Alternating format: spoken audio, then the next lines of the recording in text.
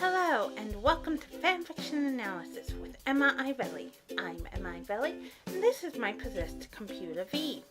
Steven Universe is a wonderfully awesome show that I love very much, but sometimes I want it to see crossover with something, but there's not that many or any at all.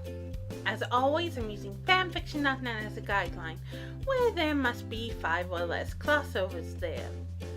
Also, this is in order of how much I want to see them, not how many already currently exist. Now, before I get started on the list, there's something I'd like to mention.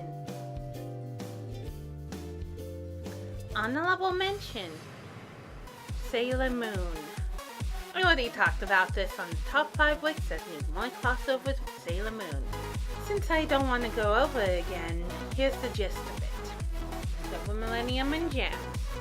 What is the deal between them? Like I said though, already talked about in the previous list, and it still qualifies, so yeah.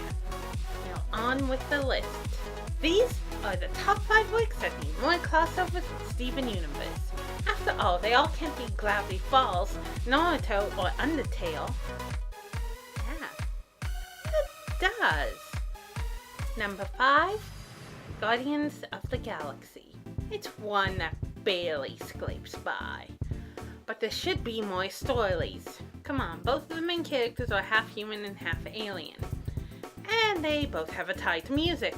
Plus the character interactions would be fun, like someone introducing themselves to Glitch.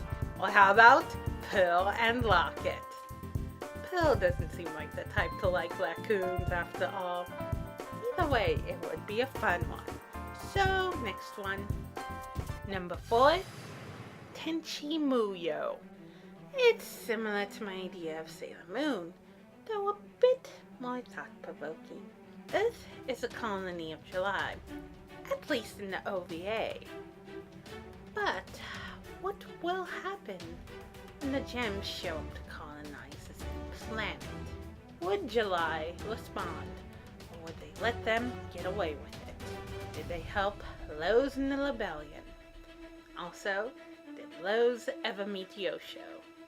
Also, what would happen when Tenchi and the girls meet Steven? There's a lot that can be done with it, and I hope something shows up soon. Anyways, next one. Number 3, Codename Kids Next Door. There's so many questions for such a crossover. Like, how do the K&D see the gems? Are they a neutral force? Or do they help take down adult tyranny?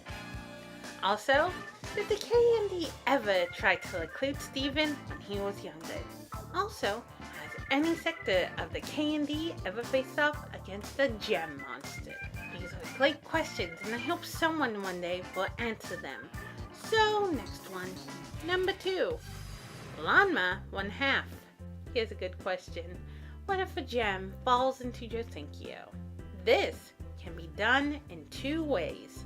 The first, what if they fall into a cursed spring and become either human or some sort of animal? And the other, what if a gem falls into an uncursed spring? Would they become the same type of gem, or a gem that best suits the person? There's plenty to do with this one, and either way, I'm sure it'll be awesome. So, next one. Number 1, Madoka Magica. Remember what I said about shows can be easily crossed over with if they have certain similarities? Well, this is one of those cases. And oddly enough, the other case was also Madoka Magica. Weird. So anyways, gems and magical girls. Pretty much the same thing. They actually are the gems. If the gems get smashed, they die. And if they somehow get corrupted, they turn into monsters. Where there are differences, many differences, it can still work. Not only that, but I have another idea as well. Rose as Madoka, or Madoka as Rose, well, it's Pearl as Homura, or Homura as Pearl. Seriously, it makes too much sense not to write a story like that. even if it's just a weird form of reincarnation. Not much I can think of to talk about, so I guess that's it for today's episode. If there's a work you think needs more crossovers with Steven Universe, leave it in the comments below. Later!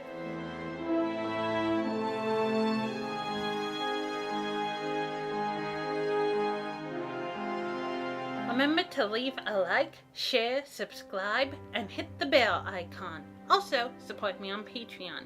The link is in the description.